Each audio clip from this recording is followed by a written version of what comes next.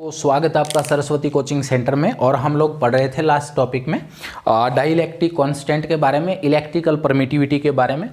हमने उसकी value find out कर ली थी, हमने उसकी डायमेंशंस निकाल ली थी बच्चों, उसकी यूनिट निकाल ली थी। आज लोग हम बात करेंगे, कंपैरिजन करेंगे हम लोग जो डाइलेक्ट्रिक कांस्टेंट उसकी हम बच्चों बात कर रहे हैं। देखिए हमारे पास है डाइलेक्ट्रिक कांस्टेंट, डाइलेक्ट्रिक कांस्टेंट, या आप इसको बोल सकते हैं रिलेटिव इलेक्ट्रिकल परमिटिविटी। ठीक है, देखिए relative electrical permittivity, it means आपने क्या करना है बच्चों, कंपैरिजन करना है परमिटिविटी, ठीक है, ऑफ द मीडियम। देखिए हमारे पास क्या होता है कि मान लीजिए हमारे पास वही दो चार्ज उसी तरीके से जैसे हम कूलम्ब्स लॉ में ले रहे थे बच्चों। यहाँ पे हमने लिया Q1, यहाँ पे लिया Q2, और जो डिस्टेंस ऑफ सेपरेशन है बच्चों दोनों के बीच हमारे पास क्या है, वो R है। तो पहले हमने इन दोनों चार्जेस को फ्री स्पेस में रखा है, फ्री स्पेस में रखा है, यानी कि आपने इनको एयर में रखा है या फिर आपने इसको वैक्यूम में रखा है। तो कूलम्ब्स लॉ ये बोलता था बच्चों कि इनके बीच में जो फोर्स काम करेगा वो बराबर होगा 1/4 pi epsilon not into Q1 Q2 upon R square.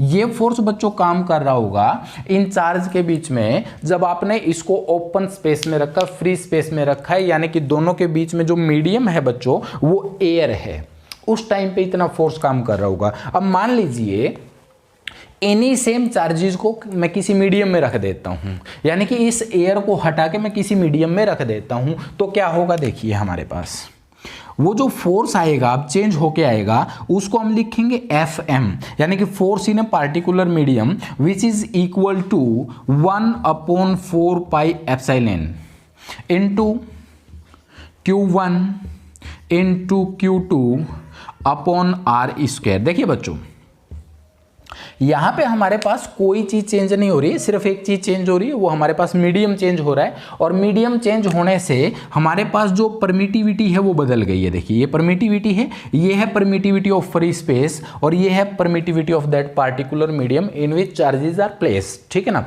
जिसके अंदर हमने उन चार्जेस को रखा है बच्चों। ठीक है, हम लोगों ने क्या करना है, इनकी कंपेरिजन करनी है बच्चों। तो कंपेरिजन अगर हम करेंगे तो हमारे पास, मैं इसको इक्वेशन 1 मान लेता हूं बच्चों, इसको 2 मान लेता हूं, दोनों को डिवाइड कर दीजिए, यानी कि इक्वेशन 1 को इक्वेशन 2 से अगर आप डिवाइड कर देंगे, देखिए यहां से इस तरीके से अगर आप डिवाइड कर देंगे तो हमारे पास देखिए ये वाला जो फैक्टर है और ये वाला जो फैक्टर है बच्चों, ये सेम कैंसल आउट हो जाएगा। यहां से हमारे पास 1/4 पाई कट जाएगा। हमारे पास क्या बचेगा, देखिए F0 upon Fm is equal to, देखिए ऊपर चला जाएगा epsilon upon epsilon naught which is equal to epsilon R और K।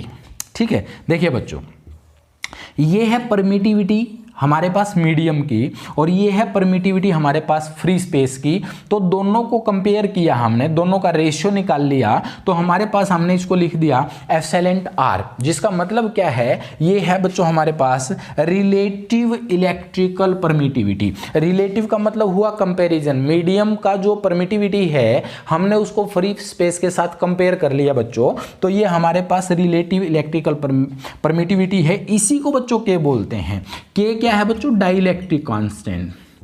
डाइलेक्ट्रिक कांस्टेंट, हम लोगों ने ये कहा था कि सर जो K है, डाइलेक्ट्रिक जो कांस्टेंट है, वो हमारा किस पे डिपेंड करता है, नेचर ऑफ मीडियम पे डिपेंड करता है। किस पे डिपेंड करता है, यहां से लिख रहा हूं, देखिए मैं, K डिपेंड्स ऑन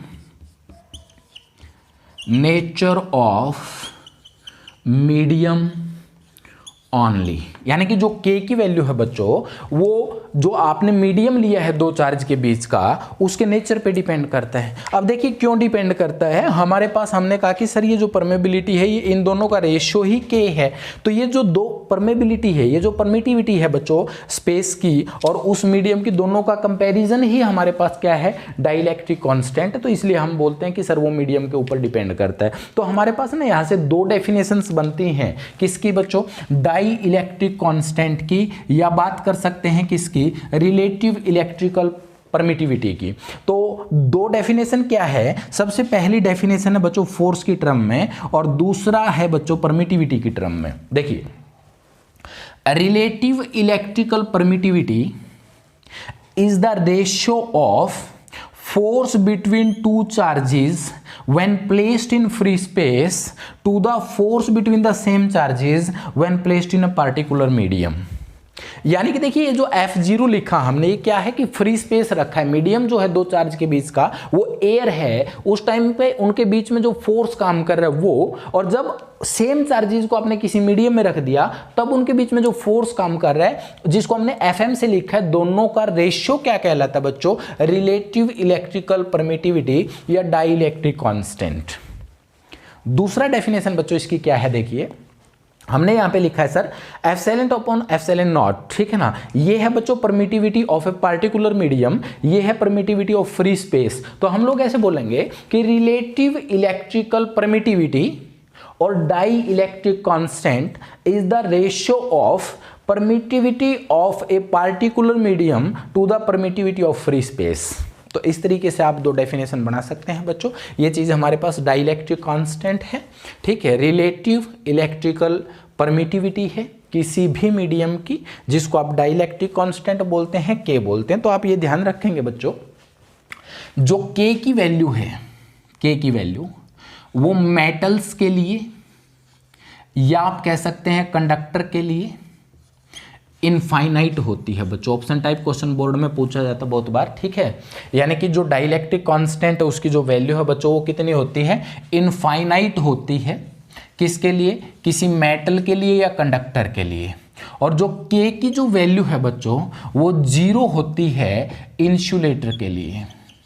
इंसुलेटर के लिए बच्चों क्या होता है, के की वैल्यू 0 होती है और के की वैल्यू इनफाइनाइट होती है मेटल या कंडक्टर के लिए। और बाकी जितने भी मटेरियल हमारे बचेंगे बच्चों, उनकी जो के की वैल्यू है वो इसके और इसके बीच में लाई करेगी, यानी कि इन्फिनिटी से 0 के बीच में हो सकती है। बाकी जितने भी मटेरियल हैं, जो मेटल्स हैं या कंडक्टर्स हैं, उनकी इनफाइनाइट रहेगी, ठीक है, इन्फिनिटी तक रहेगी। और जो इंसुलेटर्स हैं बच्चों, के की वैल्यू उसकी हमारी कितनी रहेगी बच्चों, वो 0 रहेगी।